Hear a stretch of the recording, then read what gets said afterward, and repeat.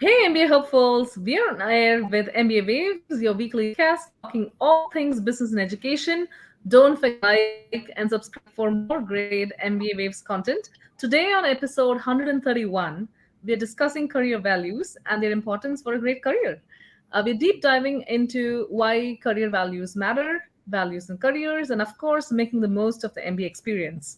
I'm going to be your host today, Krithika Srinivasan, joined by my co-hosts, Bara and Eric. Hi, how are you doing? Hey guys.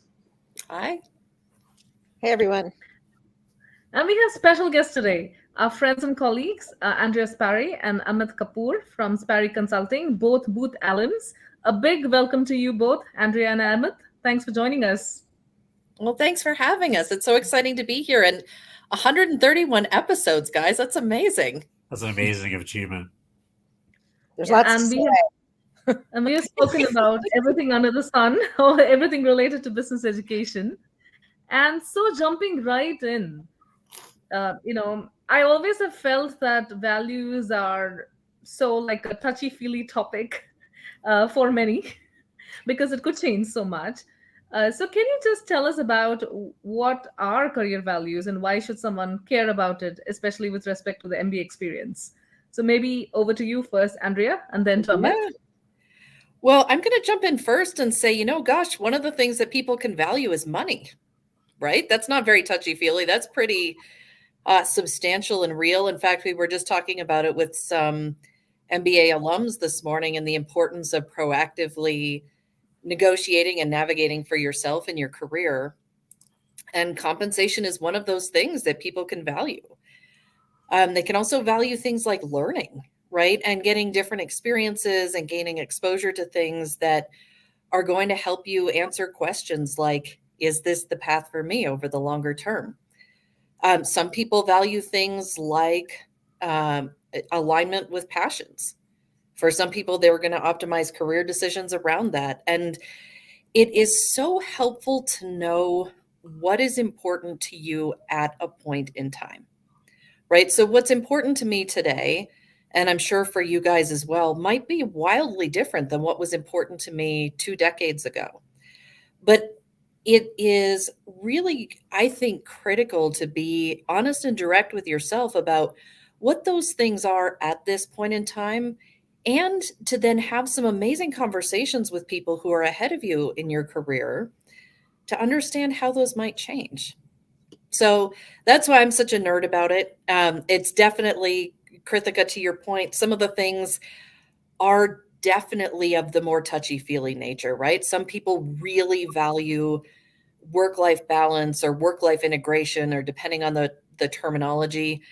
Some people like going to work where they're going to hug their colleague. Maybe that's a measure of success if you have that kind of relationship. You don't just have to be married to your colleagues to hug them, by the way. But it's, as we are. But it is, it's really important to identify what brings you satisfaction at work, because you're going to spend a lot of time there. Even if you manage and optimize for a career that gives you lots of time outside of work, you're still going to spend a lot of time doing that thing. And so being in a place where you thrive is such an important part of it. Well, what we've found is that it's also there's always a good time to evaluate your values and your priorities, because this is really important when we're working with clients and deciding which school should they apply to, which schools are going to be the right fits. Having people understand what their values are is really important for that fit. Obviously people look at rankings, they look at brand, and they make school choices based on that. What we found over the years is that probably more important than that is actually finding the right fit for you, where if you can find a school that is aligned with, how you work, how, your priorities, your values, you're much more likely to be successful, and the ceiling is going to be higher on your success than trying to find force yourself into a place where you're not maybe isn't as good a fit. Guys, you bring up so many good points already. I just want to respond to some of the things you said. Every time I listen to you, Andrea or Amit, whether in person or online, you always get me thinking. And, speaking about values, I think one of the things that we haven't touched upon yet is what people, I think, tend to value it the most, especially as we get older, is time. We realize how short life is, and time to spend with our family, time to just be alive, to do the things. Especially after COVID, right? Yeah, it was like a big reality check for the world. And you guys got into a couple of areas that made me think about like what workplaces think of in terms of compensation, right? There's financial, of course, but there's also recognition, there's job satisfaction, there's having impact, right? Relationship with your teammates, and also growth. So many really good things that I think tie into our world, all of us, because we're all in, higher education, career development kind of stuff. And, it's not always just about money, and it very much is a think about culture and values, which is something I end up speaking about early on with all of my clients in the whole MBA admissions process, right? Like identifying their individual values, going deep on that, and finding the schools that match culturally with those. Yeah. Well, and Ahmed and I were just talking last night, actually, what is so interesting with you and Krithika and Bara is that you're all people who have experimented, right? And have tried different approaches to things, whether it's creating an entire program, reaching people in different ways. There's so many things. And could you imagine being in an environment where you're not able to experiment? I feel like, at least knowing just a little about you guys, I can imagine that would not be in an environment that would be a fun one to be in. But it's hard sometimes to put words to that until you've had a chance to talk with people about some of the things that they have enjoyed most in their workplaces, if that makes sense. It's also hard to measure some of these things, right? Absolutely. Like you can measure money, right? You can measure time, but it's hard to measure passion or what it means to hug someone at work, right? Like you could probably say, well, I like hugging people more than I like doing this other thing. Yeah. But things are relative, and people, like you were saying, change over time. So you could project where you're going to be in 30 years potentially, but you might not know where you're going to be. So at what point does money take precedence? At what point does that thinking out of the box take preference? Yeah. Well, and honestly, also brand, right? It's very easy to suggest that we should all optimize for passion and interest from a very early stage, but brand can open a lot of doors for people and create opportunities as well, right? That can be a really important part of things. Bara, you did bring up an important question though, and both Ahmed and I are Booth grads, so I would tell you could measure almost anything. Right. So that's why we structured the tool the way we did. Interesting. Yeah. Well, from the nothing less. Well, but right, like you can at the end of each week sit down and take 2 minutes, right? And say, this week, how aligned did I feel with my passions at work? If that's something that's important to you. And one data point doesn't do a lot, but as you guys have seen, like 131 episodes happened, right? And if you're doing it once a week, 52 data points are going to happen in a year. If you see trends where it's like hugely volatile and some weeks you're completely aligned with your passions and other weeks you're entirely not, that's very different than like a gentle slide over the course of that 52 weeks as well. And that's not to say that everything should be measured, but there are times where if you're doubting something that you've said is really important to you, it can be worth that 2-minute exercise at the end of a week to say, how did this actually go? And that's part of the reason that we structured the tool we did the way we did, where we allow people to use it as much as they want over a period of time, because the answers sometimes change. They change week by week, month by month, year by year. And what we found is, the people we work with, the success isn't, a straight line from one point to another. It can be, jumping around a little bit to your point of experimentation. Experimenting is actually really valuable, especially early in your career. Now, some of those experiments may not work out, but it's going to give you really valuable experiences, perspective, and you're going to be able to use that perspective to assess, what does this tell me about myself? Did I put myself in a situation that if I didn't like it, well, yeah, it's not great to go through, but that's really valuable perspective to then be able to document and say, I didn't like that. Here's what I didn't like about it. And that informs my next choice. And so I'm much more likely to make the right decision for the next choice that I have to make. And as we all know, success in life isn't about making big decisions correctly. It's about stringing together a whole bunch of little decisions correctly, about networking, the right people, and, emphasizing relationships, emphasizing the things that you value in life. Yeah, absolutely. You guys have been talking about this tool, and I want to hear a little bit more about it. So maybe I'll ask Andrea first. Yeah. Because I know you've been really working on this. I know a little bit more about you doing this than Amit. Maybe both of you have been 50-50. So actually, please tell us. Well, I was going to say, I'll jump in. Yeah. I will also credit Krithika with having provided us really useful feedback at one point on the tool as well, which we really appreciate. To give credit where credit's due, the tool actually was something that we developed, and I had started to develop actually when I first left consulting, shockingly almost 2 decades ago. Time moves really fast. There are a lot of values-based exercises that people do, but then they kind of go away, right? Like you do it, hey, here are the things I value, and then 3 months later, you're making a choice, and maybe you scratched out what those values are on paper, or you've got your own spreadsheet somewhere or something. I tend to think that if something is really important, you'll take the time to measure it. And so putting those values down and giving people a framework that offers a little bit more than just values, but also deal breakers, and to really challenge yourself to be honest as you're making career choices. There wasn't really anything like that at the time. And in fact, what we've seen is that it's very complementary to tools like Career Leader, which suggests certain paths.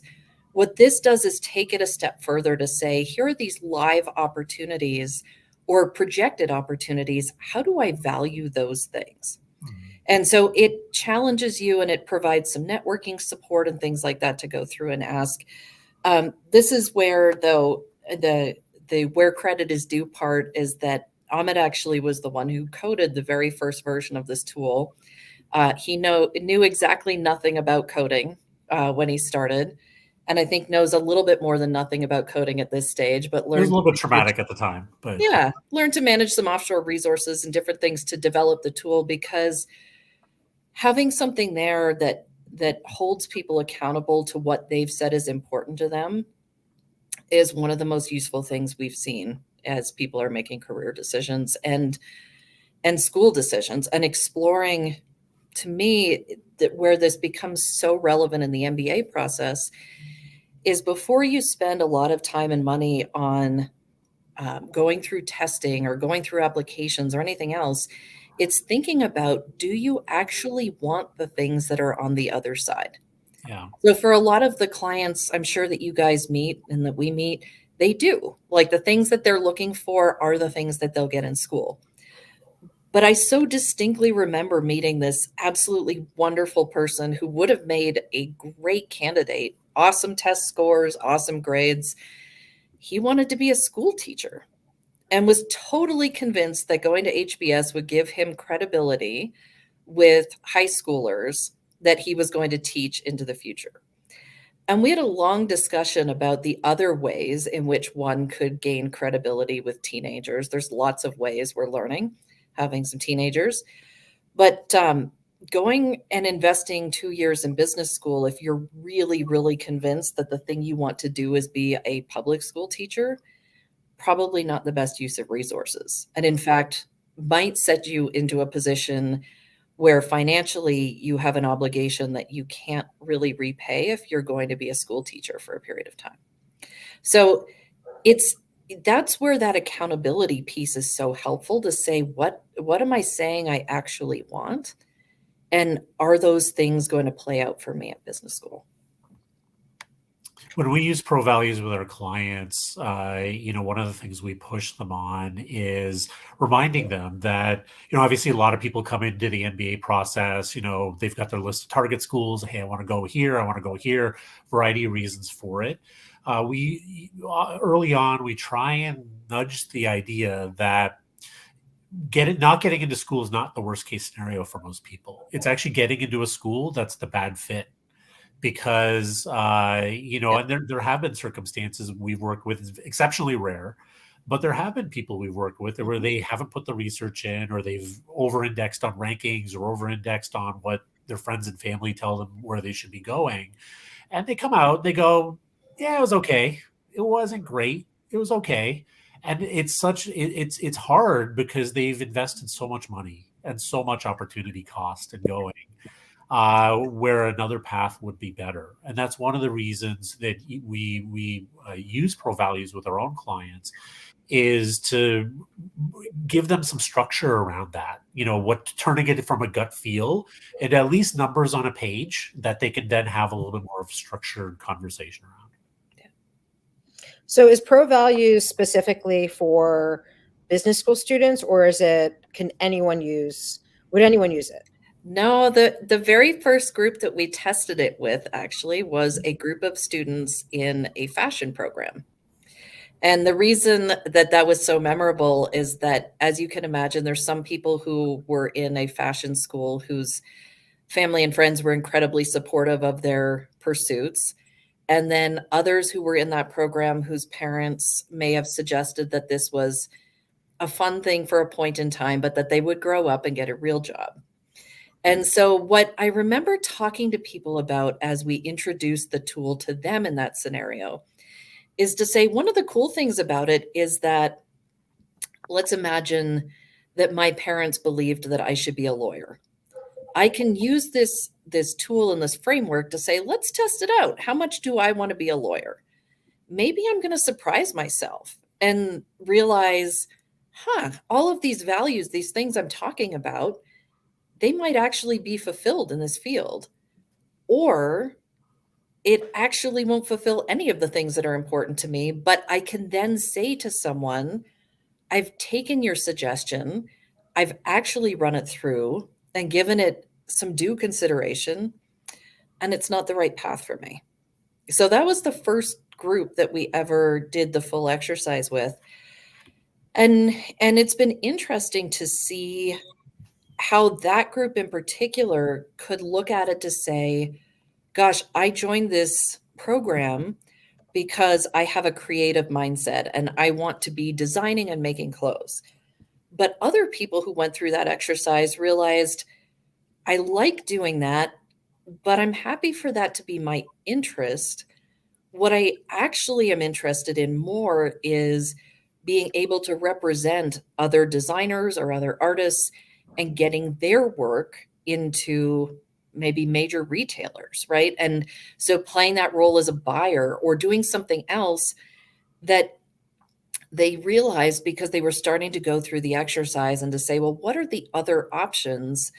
And it gave them a framework in particular that they could go and ask people questions to say, Bara, what is it like to develop a test prep organization or to create these tools? What does your job actually even look like? And if I'm saying that A, B, and C are important to me, how does that fit with what you actually do day to day?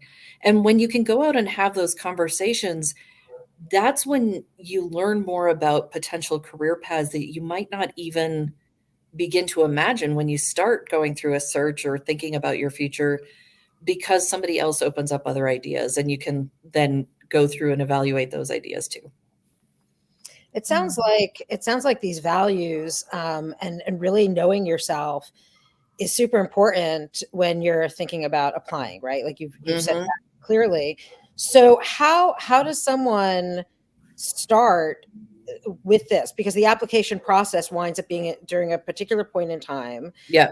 Students need to apply. They need to know themselves. They need to have a game plan and know themselves well enough to, not write the same essay for each school, for example. Yeah. But to really understand their values and how to present themselves. So how do they begin capitalizing on this knowledge earlier?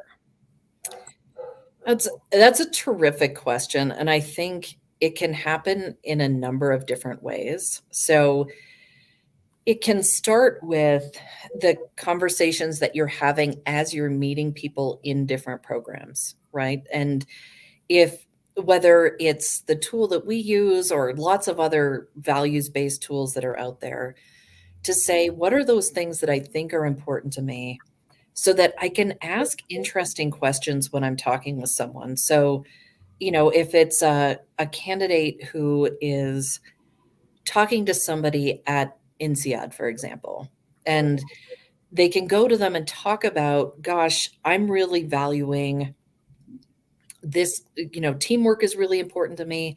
How does that actually happen in the program?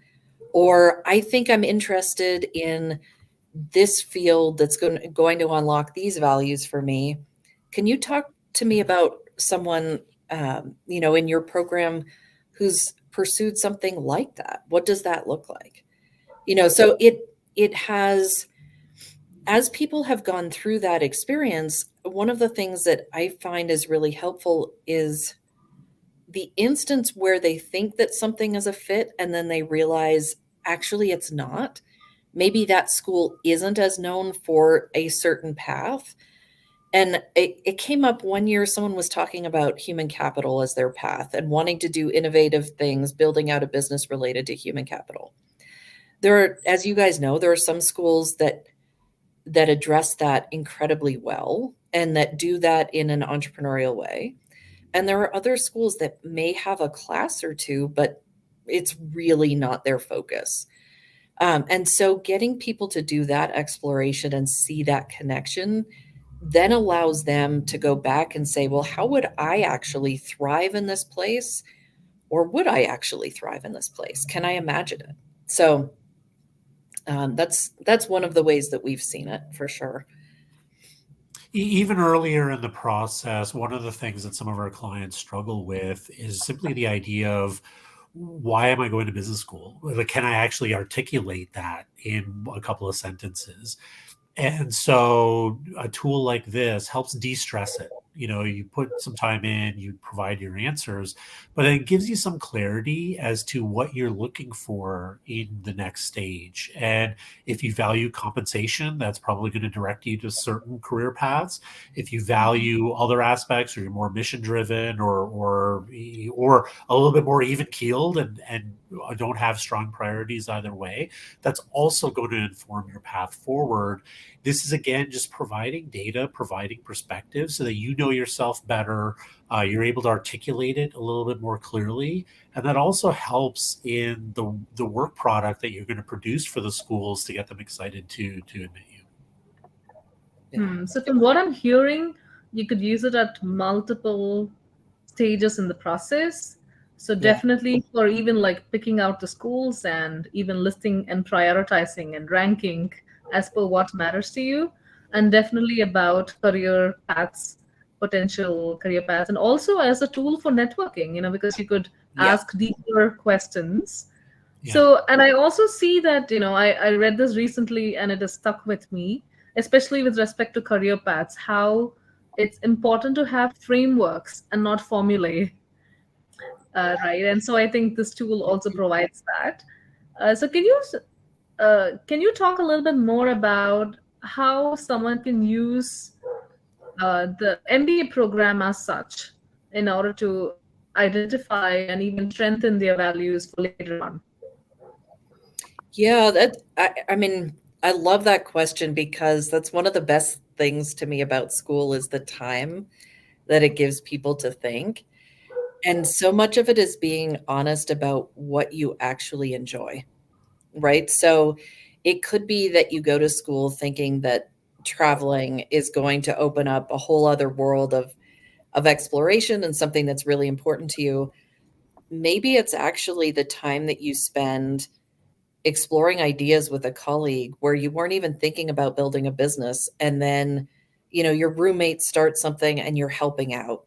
And then you realize, actually, I want to be there to support that more. And so that's why it's back to that idea of paying attention to what the things are that are actually driving a sense of enjoyment for you. Amit loves data, for example. Like there's nothing quite like tossing over a data set.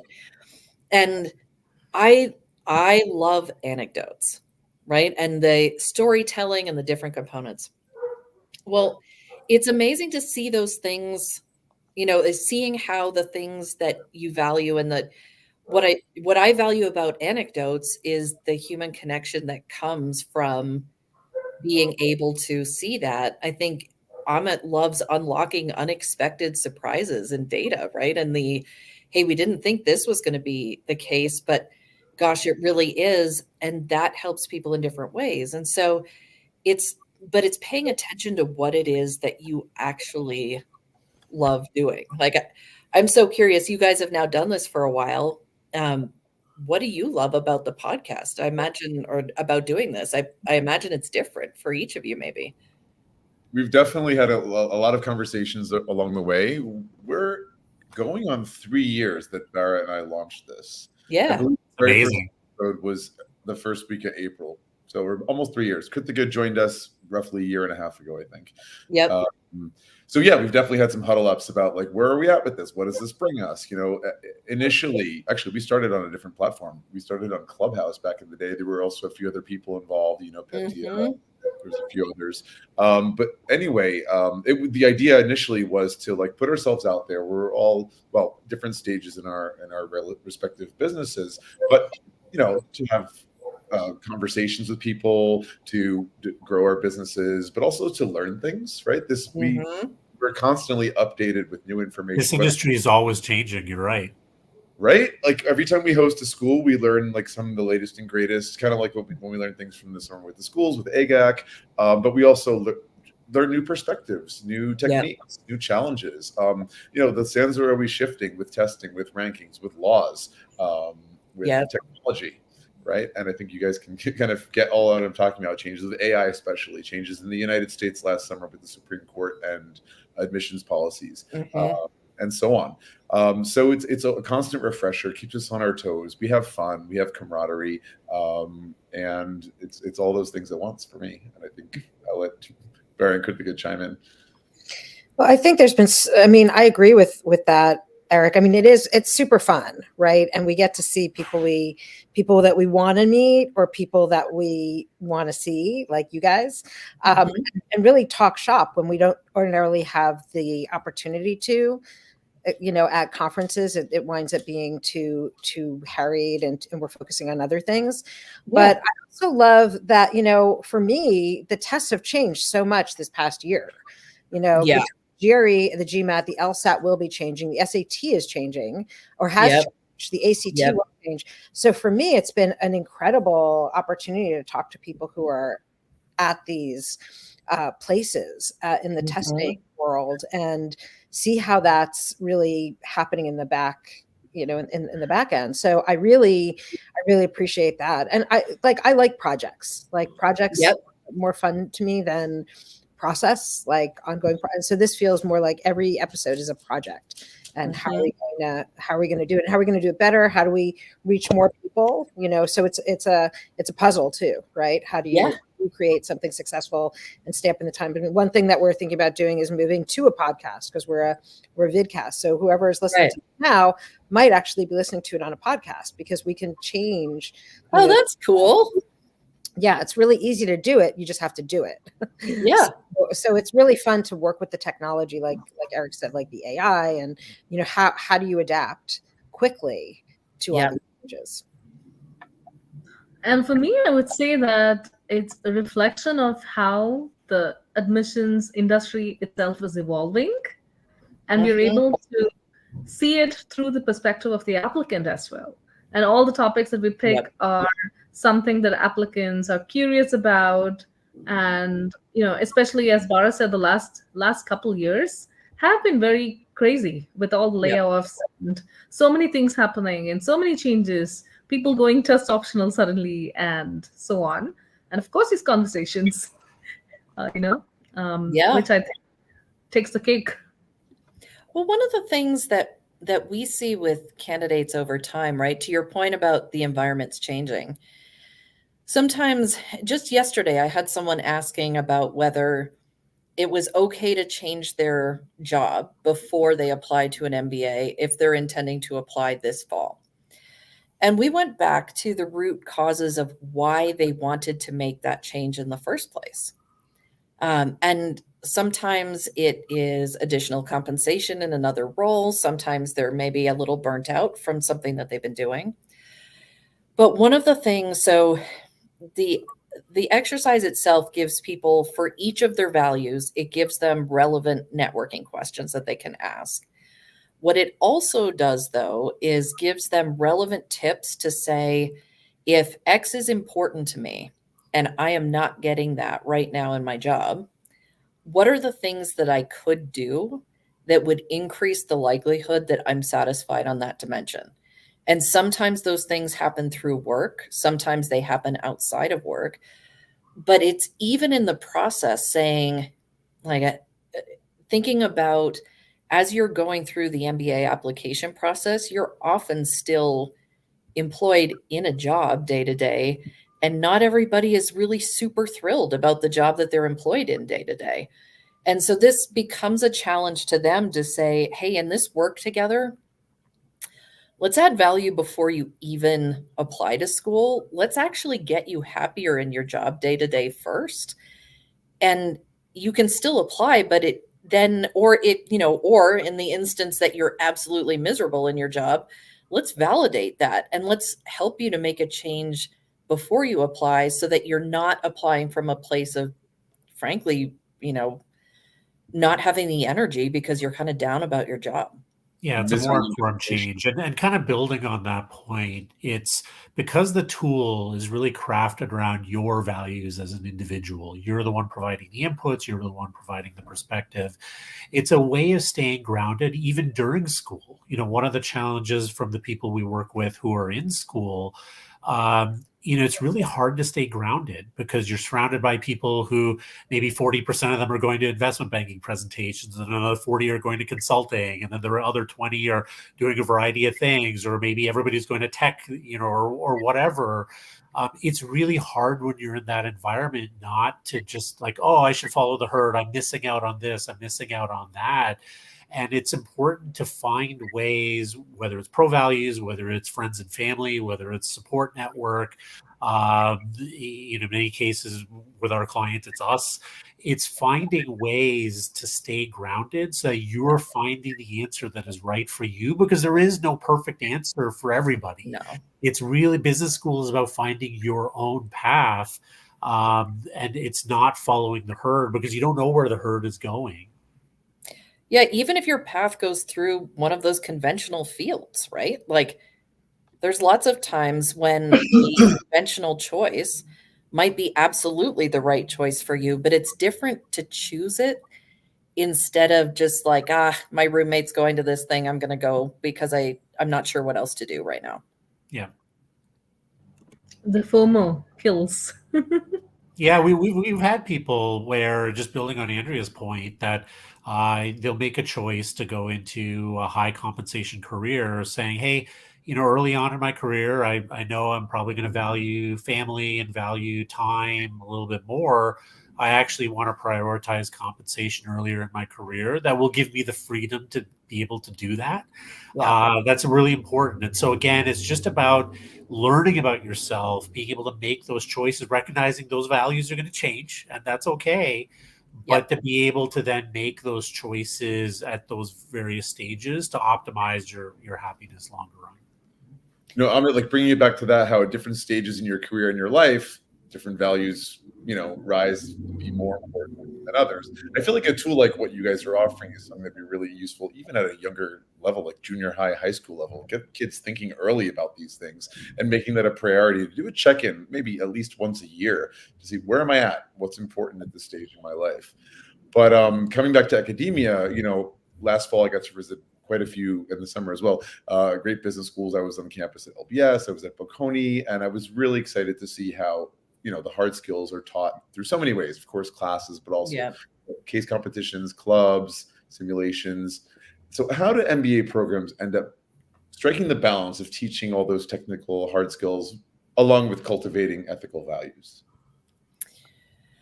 Well, I think I mean, there's so many creative ways in which programs are trying to do that, both through formal programming and through those times that people have free time to explore the things that they want, and that's why it's so important to make that time to figure out what it is that you want to build and grow as you're doing that.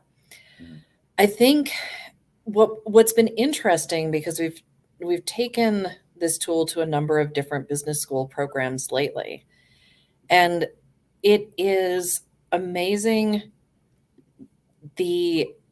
honestly the freedom that comes from a more challenging job search environment. And when we start presentations and talk about that with people, you can sort of see the shaking of the head and like freedom of a challenging job environment. Are you kidding me? Like, I would very much prefer to be employed right now. But what has happened is that there's been a premium where certain folks who are entirely sure about their path, or who have been able to interview successfully, maybe for one of a very few conventional spots in a certain path, those folks have found what it is that they wanted, and they put in the time to do it.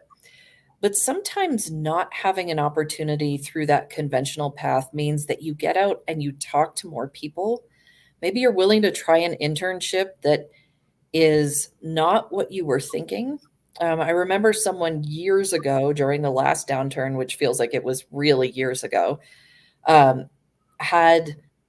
was thinking that they were going to do consulting, and they ended up working with a special internal innovations team at IBM, and absolutely freaking loved it, and realized they wanted to be doing the things that were totally cutting edge. She was working on AI in 2009, for example, and went back to business school, and in her second year ended up spending time on that business school's innovation council. They were rethinking, gosh, this makes me feel old, but they were rethinking business school for 2025, right? And thinking about from 2010 to 2025, what was going to change about business education.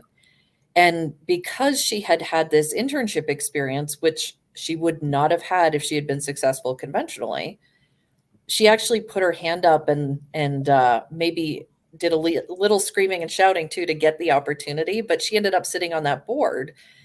Well, fast forward 15 years later, she's still working with and collaborating with some of the people who are on the sort of core leadership coaching team at that business school. So I think that like the necessity of, or I guess the opportunity that necessity creates sometimes is really, really powerful for creating some of those skills. That's part of the reason why when we designed the tool, we built in that idea of deal breakers. It's not just putting in your values, it's also identifying the things where it's like, this line I am not going to cross. An extreme example, I'm not going to kill anybody to succeed at my job. And so not this week. Yeah. But it's obviously not rarely that extreme, but there are, when people are using the tool and evaluating, it is helpful for them to know, it's always refreshing when we talk to people who are doing MBA applications saying there's a certain geography I'm just not interested in. I was talking with a prospective client a few days ago where they were looking at schools on the East Coast of the U.S., West Coast U.S., but not the Midwest, because I don't care how high ranked they are. I just don't want to live in those cities. Okay. And likewise, I was going to say same day, opposite scenario, right? Where it's I will only go to school in the Midwest. I've spent time in a lot of different places. I know where I need to be. I think, but one of the things that it does in particular is challenge people to think about things like minimums too, where it's very easy to say, follow your passion, do this thing, but maybe you need enough compensation to pay off your student loans or to rent an apartment or other things. New York, yeah, exactly. Yeah, where it's being honest with yourself about what that looks like as well.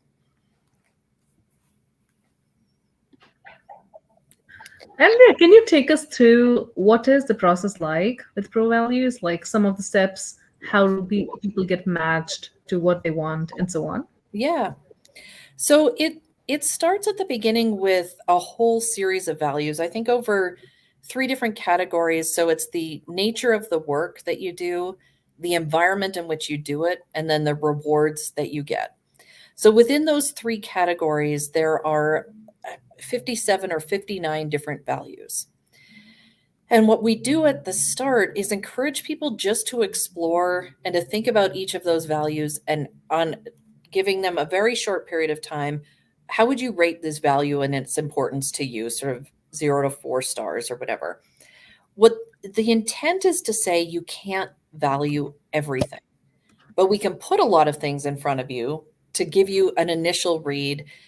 It narrows it down then from your first choices and has you allocate points to those values. Where that becomes helpful, it gives you that initial framework, and then you're going into it to look at as a way to test yourself. You're going through some of the past roles that you've done and evaluating those roles on those different values. So if I'm looking at it saying, hey, gosh, of all the jobs that I've ever done, the one that ranks the highest for me is being a cashier at a drugstore, which is something I did a long time ago. If that rates the highest and it kind of holds true to how I felt about the job, great. If I'm testing a couple of my old jobs and it's not holding up with how I would think about them with the benefit of hindsight, then it encourages me to go back and tweak my values before I do a lot more. But the real crux of it comes when you're tossing in future opportunities. And that can be either as an industry overall. So those things can come from a lot of the other diagnostics that people are encouraged to do at school. Or it can be a specific role or job, because as you know, doing consulting at Accenture versus McKinsey versus Bain versus, some other niche firm maybe that's focused on the environment, they're all strategy consulting jobs, but they're actually quite different, either in what you're getting from that job. So compensation isn't just money. It's learning experiences, it's growth. There's a whole variety of things, but the environment in which you're doing them might be different. Even the nature of the work itself could be quite different. So it's going through and evaluating those opportunities. When you're doing that, there are often, if it's a future looking thing, there may be lots of things you don't know really how to assess it yet. And so there's a flag option in the exercise to say, hey, this is something I need to come back to if I'm going to really thoroughly assess it. That becomes a core part of the networking component, where it's giving you this list of networking questions that says, hey, if you're meeting people at this job, here are some things to talk with them about. So instead of the, hey, what do you do at BCG? It's the, I'd love to hear about how teams interact at BCG. When you're working on a project, how does that actually play out? Or how early in your career are you building expertise at BCG versus Bain or McKinsey or something else? How would I be developing expertise? What opportunities are there, for me to do that? Or if you're someone who loves exploring, what is this actually like? How much flexibility do I have to try out different things? So the exercise starts from that initial evaluation of values for yourself that become the framework, and then a lot of testing of different ideas along the way. So there are a lot of insights to be gained. Like in Andrea's case, one of her early roles was as a cashier at a drugstore. But what she learned out of that, looking back, is she really likes people. Well, that shaped her choice of going to Bain versus some of the other consulting firms that she was considering, and shapes the way she's built the firm is revolving around people. So there's so many different insights that you can learn about yourself using the tool, having that structure that are going to pay off in a variety of different ways. That's why we're excited for all the different use cases that we're seeing and continuing to learn every day.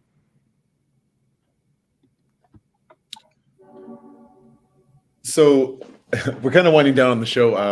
Thank you for these comments. I want to just ask you before we wrap up, are there any other final suggestions you guys have or tips, to share to help applicants for MBA or even masters or other programs to leverage leverage their application journey to raise their self-awareness during the process? We're actually doing some research right now that I'm really excited about, and we'll see how it plays out over the next few months. But as we've been doing, hosting some presentations and sharing more of the content of the tool, one of the things that has come up as we have presented to different groups are the values that we are taught should be important to us. That's particularly true for women. When we've been presenting to groups of women where, Bara and Krithika, I'm not sure if you guys have had this experience, but teamwork is one of the things that I've often heard that women are supposed to value. Work-life balance is something that women are supposed to value, certainly more than men. I think for the men on this call, I bet you value work-life balance just the same way that a lot of other women might. Likewise, there are a lot of women who value being positioned as an expert, or who value a compensation path that will create opportunity for themselves or their family.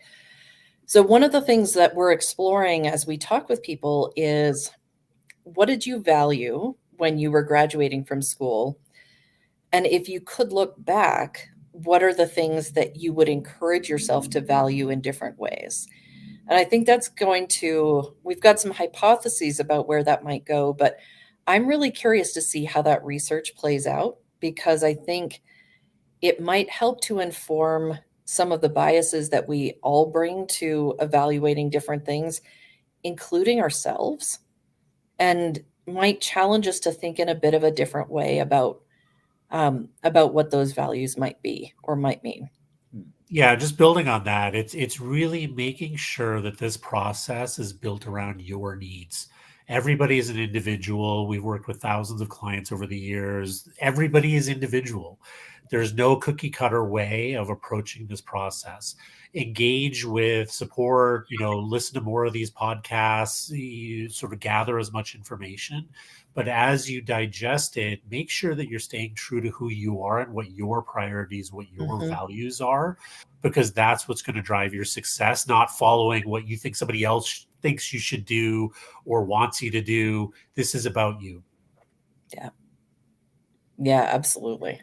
And I think, as you guys are talking with different schools and stuff like that, it's one of the things that I've seen as schools are communicating their value to candidates, that so often it's understanding how that person can realize more of themselves in that place maybe than somewhere else. Yeah. Where it's understanding what those different opportunities are that I think becomes really valuable.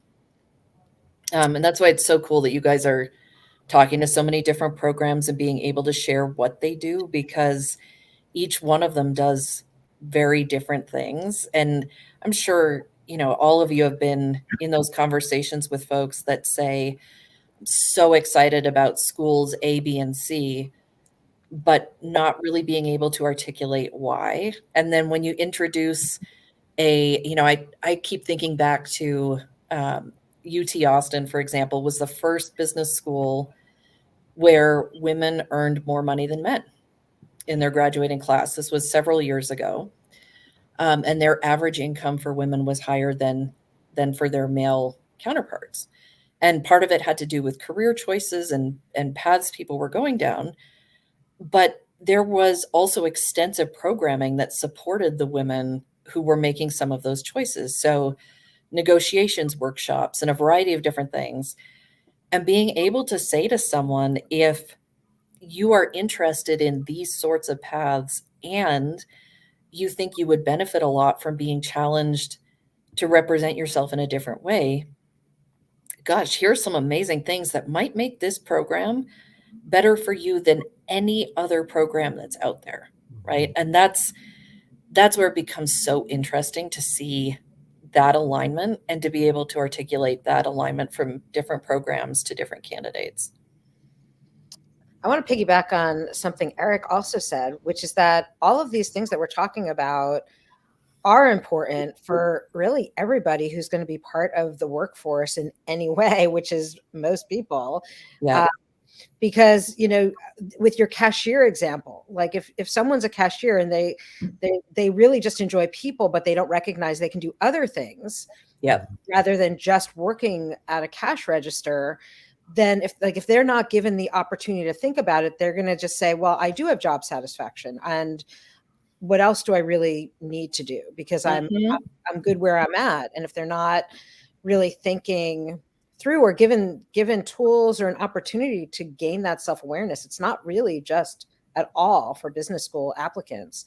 It's really for all of us as we think about what we enjoy and what we want to get out of life. I mean, and I think that seeing a career development person is just a really valuable step in general, tools or no tools. I saw one like 30 years ago, and I still have the notes in my file cabinet, and I go back to them sometimes to see like what it said. And I remember one of them said that being a rabbi or a judge, like those were two of the things that were on there. And I'm like, I am ordained. I am doing some of that work. I am working on a council. Like, I'm not a judge, but it was just interesting to see that these threads over time really, they keep showing up and emerging, and some take more precedence at a certain point, and then they recede. So it's just so valuable for our listeners who aren't even yet applying, but just starting to think about applying. This is such a valuable tool to figure out, because I mean, like you said, not everyone needs to go to business school. Exactly. You know, it's great if that's the path that's going to get you to where you need to go, but it's lots of successful people do not have an MBA. So. Yep. Well, and this is going back to the credit piece. One of the things that Krithika encouraged me to consider a year ago that's certainly on the radar, and that our data guru / junkie, depending on the day, might be pursuing, is what do other people do who share your values, right? Then Krithika, you really challenged me to think about this, which was, what's the predictive component? And when we've got 100,000 users of the tool, the predictive component will be far more successful than it is with 10,000 users of the tool. But being able to say, gosh, here's someone who shares your values profile and something that they do.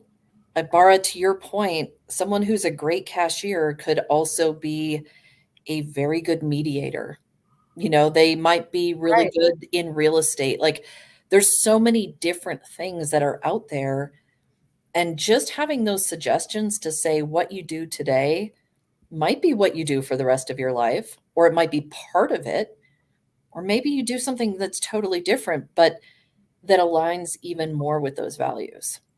And then as you grow and gain more perspective, you have more leadership, you're responsible for teams, you can start to build teams around those values that you want to craft yourself, whether they're aligned with the organization or aligned with your own personal values. We're having people use it as a recruiting tool to say, hey, I'm going to use it to screen and to really get to know people on a different level so that I can make some choices as to, people who are aligned with the mission of my team. Yeah, I'm a huge fan of LinkedIn. We've talked about LinkedIn a couple of different episodes on MBA Waves, and I really like the different interest sections on the bottom. Like, you have schools and groups and companies and so on. I find myself encouraging my friends' kids, they're only in high school, to like have an account already and to start getting Absolutely. A lot of people make the mistake of only following the schools that they went to, and I don't really know why, but no, follow any schools that you're even just curious about. Like, maybe you have no Harvard, but I think everyone is in agreement that they're producing they're thought leaders. You can learn a lot. Yeah. And especially any schools you're considering applying to, it's just the way to stay on top of the latest and greatest, right? Yep. But also the personal interest section of groups. Things with interests. I mean, say, for example, there's one called French Wine Lovers that I'm a part of. Big surprise. I find that shocking. There's a few reasons I moved to Paris. But in any case, getting to know people that share that interest of mine and seeing what they do for a living. It's like, oh, that's an interesting career path, right? Especially if you're a person you don't necessarily have on your radar the various things you could do in life. Like if I had known when I was 16 what an urban planner was, I probably would have studied that. So I just love like trying to figure out that solving that problem of like, you know, city streets and whatever, you know, how to make things work better. But yeah, that's why I really like LinkedIn as far as exploring and learning. Yeah. Yep. And the earlier you learn to have those conversations with people to figure out more of that, I think the better off you are. Eric, I'm going to have you encourage our kids to set up a LinkedIn account because they will never listen to their parents. That's a thing. Yeah. But it's amazing, right?